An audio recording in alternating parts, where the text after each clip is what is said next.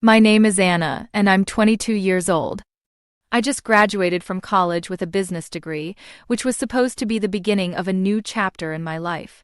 I had big plans to start my career and live independently, but life doesn't always go according to plan.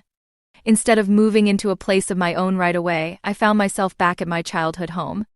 It wasn't something I had envisioned, but there I was, fresh out of college and unemployed, trying to figure out my next steps. My job search didn't take too long. Thankfully, within a week, I landed a marketing job at Davidson Marketing, which offered a solid salary and the potential for performance bonuses. I felt relief wash over me as I realized that I'd be able to stand on my own feet soon enough.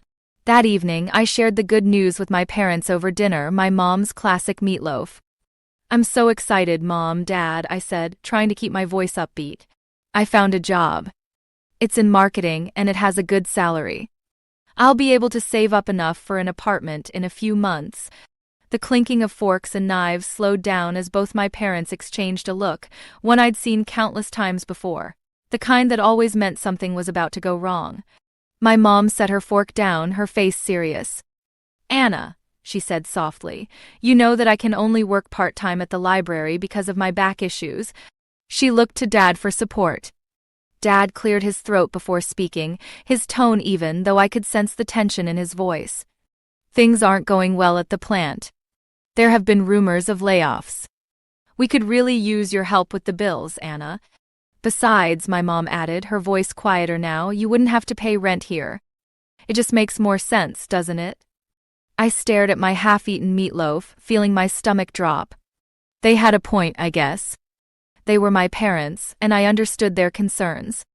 They were struggling, and helping them seemed like the right thing to do, at least for now. Maybe I could stay longer, save more money, and move out after a few months. But I had to admit I was also feeling a bit trapped. I didn't want to stay here, but at the same time I didn't want to be selfish. So, life settled into a routine after that. I went to work, came home, and paid my share of the bills.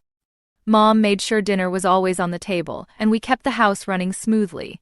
Well, as smoothly as it could with all of us under one roof again. Things were manageable, if not perfect. That was until last weekend, when my sister Sarah, her husband Mike, and their two kids, Emma and Lucas, showed up. The way my parents transformed when they arrived was enough to make me feel like I wasn't even in the room anymore. My mom scooped up little Emma, exclaiming, "Oh, my precious angels," while Dad swung Lucas onto his shoulders with a grin on his face. "Sarah, darling, you look wonderful.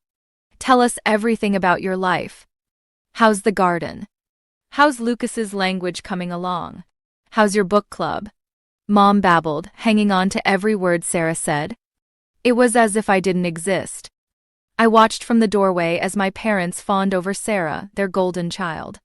They hung on her every word as if her life was the only thing that mattered.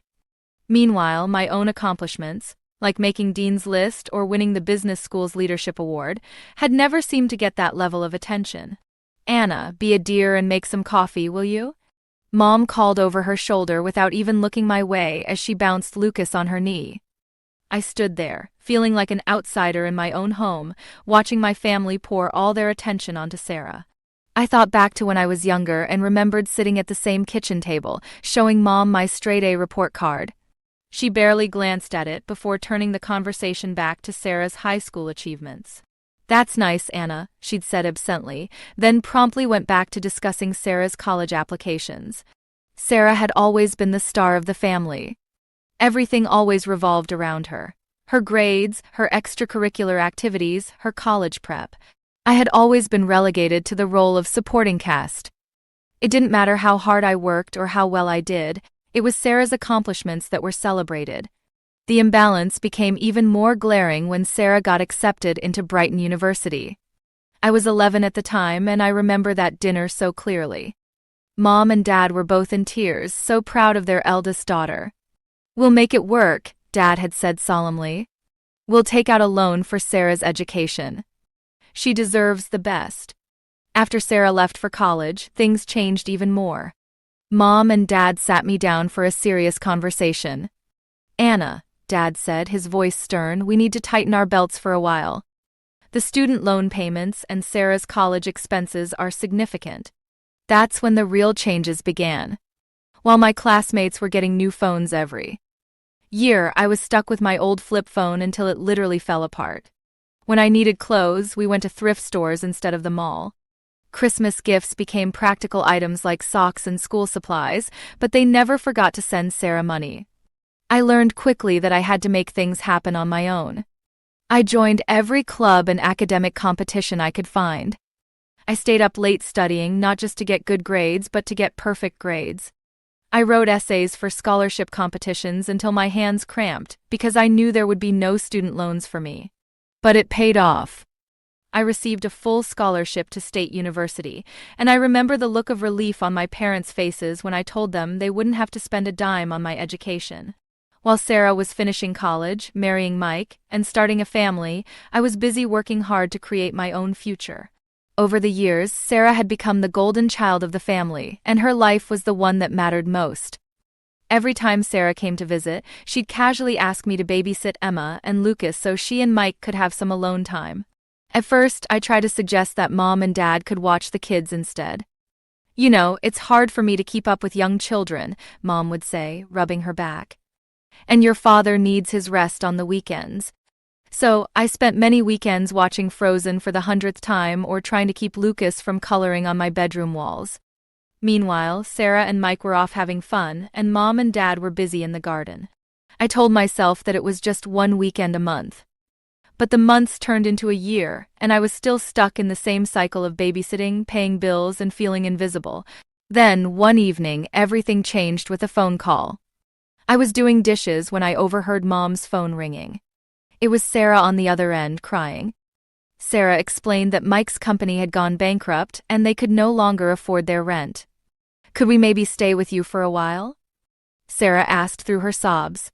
Mom, of course, immediately agreed. "Of course, sweetheart. We'll make room for you." I felt my stomach drop. I had barely started to get used to the idea of living in this house again, and now this? Before I knew it, Sarah and her family were moving in with us. They arrived with 3 cars full of belongings, and I found myself moving my things into the smallest bedroom in the house, which had once been the storage room. My old room, which was twice the size, became the kids' nursery. It didn't take long for the chaos to escalate. Emma and Lucas treated the entire house like their personal playground, running through the halls screaming and laughing, while Sarah spent her time on the couch watching TV or talking to friends about how difficult this transition was for her. Mike spent his days supposedly job hunting, but mostly I saw him scrolling through his phone with a worried expression. As the days passed, I started to feel trapped. The bills kept piling up, and my salary barely covered them. I tried to talk to my parents about it, but they were too focused on supporting Sarah. "Family helps family," they said. This isn't the time to be counting pennies. The tipping point came when I came home to find Sarah had once again asked me to babysit. This time, she was going to a family party and needed me to watch Emma and Lucas. I had finally had enough. "Why am I just hearing about this party now?"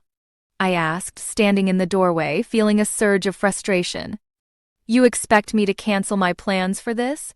Sarah's face turned red. "This isn't funny, Anna," she snapped. "You're being completely unreasonable." "No," I said, my voice firm. "What's unreasonable is assuming that I'll drop everything to be your free babysitter again." The argument that followed felt like a weight lifting off my shoulders. I realized, as I stood there, that I wasn't just angry about being the free babysitter.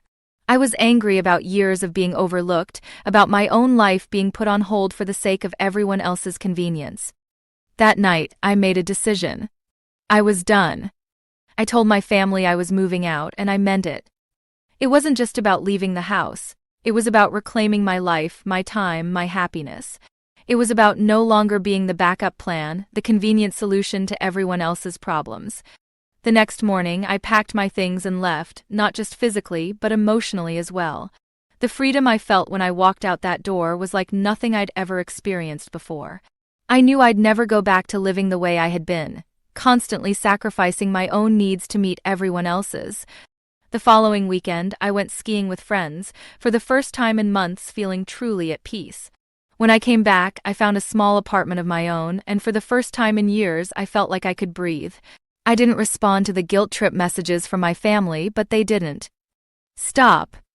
My mom sent me long, tearful texts begging me to come back. Sarah and Mike accused me of being selfish. My dad told me how disappointed he was. But I didn't care anymore. I was done. Maybe someday, after enough time and distance, we could have a relationship again, one that respected my boundaries. But for now, I needed to live my own life on my own terms.